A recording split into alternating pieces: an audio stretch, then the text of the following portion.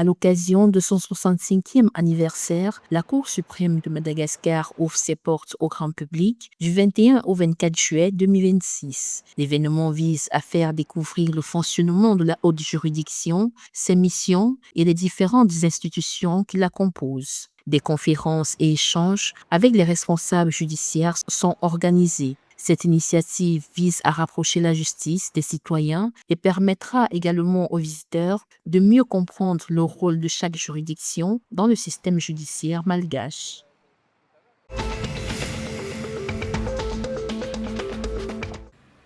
L'Union des Comores a signé un accord de financement de 1 million de dollars avec l'Agence française de développement destiné à appuyer des projets de développement au bénéfice d'une population d'environ 900 millions d'habitants. Les fonds permettront de mettre en œuvre des initiatives visant à répondre aux besoins de la population comorienne. Le projet constitue une étape importante dans l'accompagnement des priorités nationales de développement.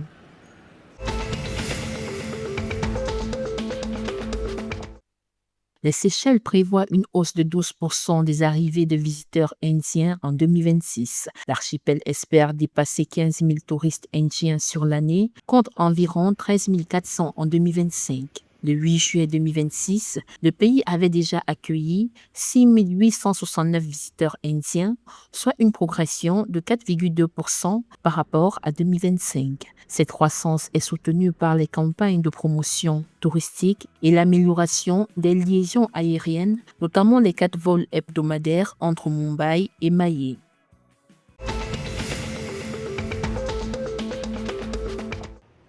En vue de réguler l'usage des téléphones portables dans les établissements scolaires, le gouvernement mauricien appliquera de nouvelles règles à la fin du deuxième trimestre 2026. Les élèves pourront apporter leur téléphone à l'école, mais son utilisation ne sera autorisée qu'avec l'accord d'un enseignant. Des exceptions sont prévues pour les besoins médicaux et les activités pédagogiques. Cette mesure vise à renforcer la discipline et à favoriser un meilleur environnement d'apprentissage.